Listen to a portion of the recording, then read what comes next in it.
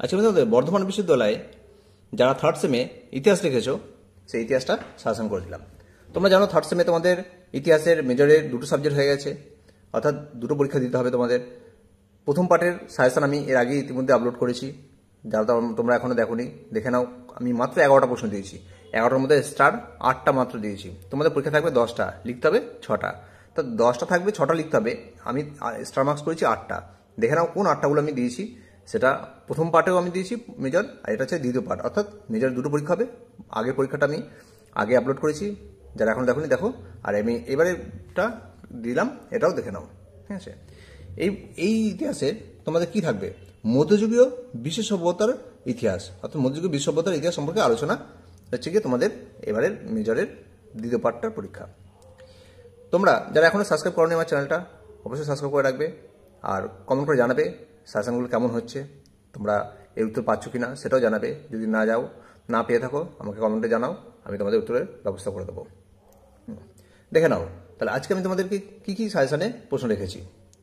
1 নম্বর, Spartacus কে তার দাস বিদ্রোহের কারণ লেখো, অর্থাৎ স্পার্টাকাসের দাস বিদ্রোহের কারণগুলি আলোচনা করবার লেখো।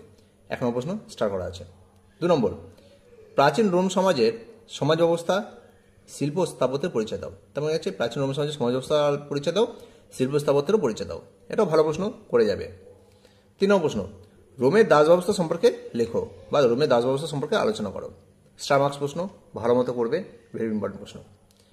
4 নম্বর প্রশ্ন, পশ্চিম রোমান সাম্রাজ্যের পতনের কারণ লেখো, অর্থাৎ পশ্চিম রোমান সাম্রাজ্যের পতনের কারণগুলি কি সেগুলো আলোচনা করো। 4 নম্বর প্রশ্ন স্টার মার্কস, ভালো মতো দেখবে। স্টার মার্কসগুলো একটুকু দাড়ি কমাও মিস করবে না, যেরকম আছে সেরকম ভালো মতো মুখস্থ হয়ে যাবে। 10 নম্বর 5 নম্বর হিসাবেও দিতে পারে। 5 নম্বর প্রশ্ন দেখো, টিকা লেখো। টিকাতে আমি কি কি লিখেছি দেখো, সামন্ততন্ত্রের বৈশিষ্ট্য, ম্যানার প্রথা, জুলিয়াস সিজার, সিভালারি আর ক্লুনির সংস্কার আন্দোলন। এই কটা আমি টিকাতে রেখেছি। টিকাটা স্টার মার্কস রেখেছি, তোমরা এগুলো ভালো মতো হবে টিকা দেখে যাবে। তোমাদের টিকা দিয়ে 5 নম্বর প্রশ্ন দিতে পারে বা 10 নম্বর দিতে পারে, তবে বেশিরভাগ 5 নম্বরই পড়ার চান্স আছে। তবে সামন্ততন্ত্রের বৈশিষ্ট্যটা 10ও আসতে পারে, সামন্ততন্ত্রের বৈশিষ্ট্য 10ও দিতে পারে। তারপরে প্রশ্ন দেখো 6 নম্বর, ক্রুসেডের ফলাফল লেখো। স্টার মার্কস প্রশ্ন দিয়েছি, ক্রুসেডের ফলাফল লেখো বা আলোচনা করো। 7 নম্বর প্রশ্ন, মধ্যযুগীয় ইউরোপে বিশ্ববিদ্যালয়ের উত্থান ও বিকাশের কারণ লেখো। তো মধ্যযুগীয় ইউরোপে বিশ্ববিদ্যালয়ের উত্থান ও বিকাশের কারণগুলি লেখো। 8 নম্বর, সংস্কারক হিসাবে হযরত মুহাম্মদের কৃতিত্ব লেখো। সংস্কারক হিসাবে হযরত মুহাম্মদের কৃতিত্ব লেখো বা আলোচনা করো। 8 নম্বর প্রশ্ন স্টার মার্কস। 9 নম্বর প্রশ্ন, গণিত ও জ্যোতির্বিদ্যায় আরবদের অবদান লেখো, অর্থাৎ আরবদের গণিত ও জ্যোতির্বিদ্যার অবদান আলোচনা করো। স্টার মার্কস প্রশ্ন, ভালো মতোভাবে করবে।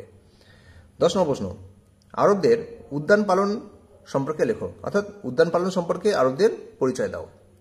ঘুরিয়েও আসতে পারে, তোমরা এই প্রশ্নটাকেও দেখবে, মানে আরবদের উদ্যান পালন, ঠিক আছে। স্টার মার্কস প্রশ্ন আছে।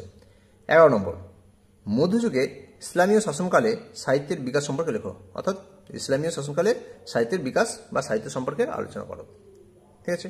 আমি তোমাদের মোট 11টা প্রশ্ন দিয়েছি। এই 11টা প্রশ্ন ভালোভাবে তোমরা তৈরি করে যাবে, আর কমেন্টে জানিও যে কেমন হয়েছে সাজেশন। তোমরা দেখেছো এটা তোমাদের থার্ড সেম, এর আগে আমি সেকেন্ড সেমের সাজেশন দিয়েছি, ফার্স্ট সেমের সাজেশন দিয়েছিলাম, তোমরা মিলিয়ে দেখেছো ঠিকই, সবই কমন পেয়েছো তোমরা। এই ইতিহাসের কেন আমি তোমাদের দর্শনের, বাংলার সমস্ত বিষয়েরই সাজেশন করে দিচ্ছি, শিখতে পারতে আরম্ভ করে সব কিছুই তোমরা সব হাতের মুঠোয় পেয়ে যাচ্ছ। আর অবশ্যই চ্যানেলটা সাবস্ক্রাইব করে রাখবে, লাইক কমেন্ট অবশ্যই করবে, আর বন্ধুদেরও শেয়ার করে দেবে।